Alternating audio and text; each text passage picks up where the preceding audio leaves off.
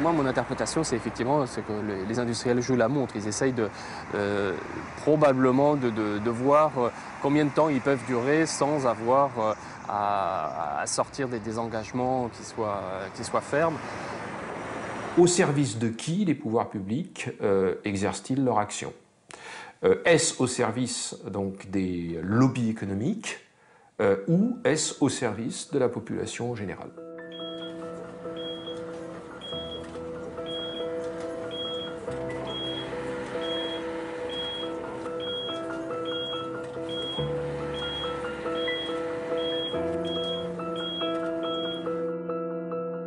Dominique Lanzmann, médecin nutritionniste, chercheuse et consultante, a vécu de l'intérieur les conflits d'intérêts d'une recherche publique financée par le privé. Pendant 12 ans, elle a travaillé pour un grand groupe français de l'agroalimentaire. J'étais responsable de la partie lipides, matières grasses. C'était ma spécialité puisque j'étais à l'hôpital en lipidologie, etc.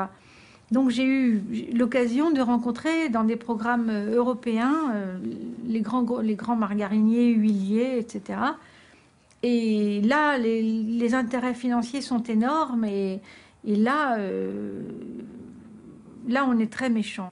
J'ai vécu plusieurs exemples dans le cadre de programmes de recherche où, pour des intérêts économiques, on a coulé des programmes de recherche pour ne pas que certaines choses se sachent.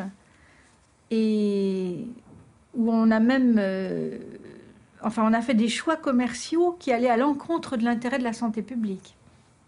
Alors par exemple, l'étude de Lyon, menée par le professeur Serge Renaud, directeur de l'unité 63 INSERM, dont l'objectif était de prévenir les récidives d'infarctus chez 600 cardiaques tirés au sort à l'aide d'un simple régime inspiré de la diète crétoise traditionnelle qui consistait à consommer de l'huile de colza et de la margarine de colza.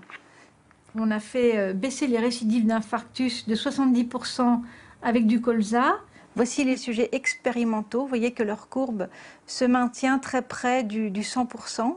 Ils restent en vie sans problème, alors que les contrôles, les témoins ici qui reçoivent de l'huile de tournesol, de l'huile végétale, enfin d'autres régimes dits prudents, eux, vous voyez qu'ils ont de nombreux événements et que leur pourcentage de sujets survivants et en bonne santé diminue très vite. L'étude a été publiée en 1993 et Unilever, qui non seulement finançait l'étude mais fabriquait la margarine de l'étude, était au courant des résultats depuis à peu près 1991. Eh bien, il a fallu attendre plus de 10 ans pour avoir en France une margarine au colza sur le marché. Unilever n'a pas sorti sur le marché la margarine malgré les supplications du professeur Renaud. C'est moi qui leur ai demandé de faire une margarine à base de colza. Ça aurait permis de sauver bien des gens qui ont des accidents coronariens. Une margarine? Ben oui, cette margarine, oui. Mais ils ne voulaient pas le mettre sur le marché. On préfère mettre sur le marché une autre margarine beaucoup plus chère qui à l'époque se vendait plus de 3 € la barquette, c'était Proactive. Et pendant ce temps-là, pendant 10 ans, les cardiaques français n'ont pas eu accès à une margarine de colza. Et avec 170 000 décès par an cardiovasculaires, vous imaginez si cette margarine de colza avait été sur le marché, le nombre de décès qu'on aurait pu prévenir.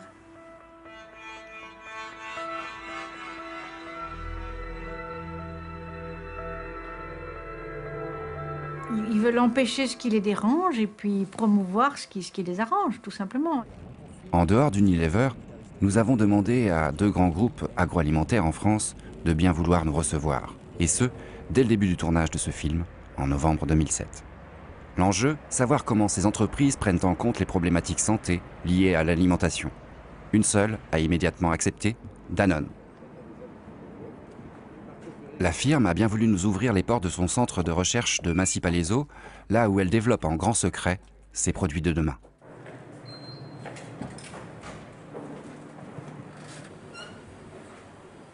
Donc ici, en fait, vous avez un laboratoire de microbiologie et de biologie moléculaire.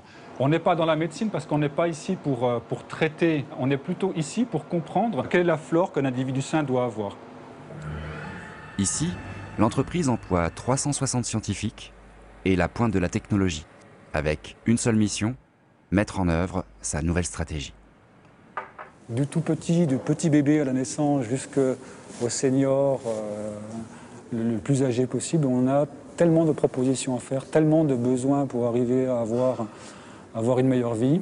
C'est le début, hein. On est dans de la science, on est dans de l'exploration, mais on peut très bien imaginer que dans 5 ans ou dans 10 ans, on va être capable de développer des aliments qui permettront d'orienter notre flore pour nous aider à être dans les meilleures conditions qui soient. On sera sur un yaourt, par exemple, qui va permettre de régler la flore pour, par exemple, ne pas tendance vers un surpoids. Hein, ou pour les personnes qui sont en surpoids, leur dire, OK, prenez plutôt ça, parce que vous avez tendance à capter trop d'énergie, par exemple. Aujourd'hui, le marché de l'alimentation santé pèse déjà plus de 12 milliards d'euros. Il y a quelques jours, juste avant la première diffusion de ce film, Nestlé France, que nous avions sollicité il y a plus d'1 an, a finalement souhaité s'exprimer. On considère qu'on est partie prenante de ce secteur et qu'on veut même être le leader dans le domaine de la nutrition, la santé et du bien-être. Voilà. Si un sujet sur l'alimentaire est fait, nous estimons que notre rôle dans cette catégorie, notre rôle notamment de leader dans le domaine de la nutrition, santé et bien-être, nous intéressait beaucoup d'être partie des sociétés interrogées. Nous sommes conscients que pour le moment, la qualité nutritionnelle, le faible taux en sel, le faible taux en gras, le faible taux en sucre est plutôt l'apanage de marques qui sont en effet légèrement plus chères que d'autres offres produits et que nous travaillons donc à des offres produits moins chères pour élargir le bénéfice de tout ce que la recherche de la nutrition Nestlé a permis déjà de faire comme avancée sur nos marques phares. Et une société comme Nestlé, appuyée sur la recherche-développement et beaucoup d'efforts de reformulation et d'investissement industriel, arrive à la fois dans les catégories où nous jouons à être le produit préféré en termes de goût, mais un produit qui a un avantage significatif en termes de nutrition par rapport aux produits concurrents. Pendant des années, l'industrie du tabac a nié que le tabac pouvait être dangereux pour la santé. Et donc, chaque fois que quelqu'un disait que le tabac provoque telle ou telle maladie, le cancer, l'insuffisance respiratoire, l'industrie du tabac disait que c'était faux. Et il a fallu des années pour arriver à prouver qu'il y avait un lien entre le tabac et les risques sanitaires. Et actuellement, la plupart de l'industrie agroalimentaire, qui pilote des études comme celles réalisées par l'industrie du tabac, finance ces études avec des protocoles qui font que l'on ne peut pas démontrer le côté néfaste de l'alimentation parce que l'étude ne permet en aucun cas de le démontrer. Si vous prenez le cas de l'aspartame, par exemple, vous apercevez que donc, sur à peu près 200 études actuellement disponibles étudiant les effets santé des consommations observées d'aspartame actuellement dans la population, la moitié sont financées par le public, la moitié sont financées par le privé. Et qu'est-ce qu'on observe? C'est que la totalité des enquêtes financées par le public décrivent un effet nocif des quantités actuellement absorbées d'aspartame sur la santé, et que seulement 3% des études financées par le privé décrivent un effet nocif de l'aspartame. Ce qui montre de manière vraiment éclatante, si vous voulez, les biais que peuvent introduire la source de financement dans les résultats de la recherche. Ils diffusent une propagande qui est souvent trompeuse. Par exemple, elle est très efficace au sujet des acides gras trans. Ils diffusent des informations mensongères dans des débats à la radio. On les retrouve ensuite dans des éditoriaux du Wall Street Journal, puis sur Fox News. Ils contrôlent les médias les plus importants et les plus puissants des États-Unis.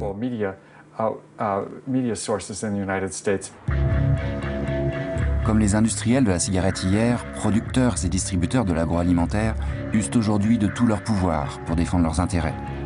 Comme tout groupe de pression organisé, ils ne jettent l'éponge que si on les y contraint par la loi. Aux États-Unis, un avocat a osé attaquer et il a gagné. Les multinationales sont très difficiles à faire bouger. C'est pour ça que les attaquer en justice reste un des moyens les plus efficaces pour les forcer à changer.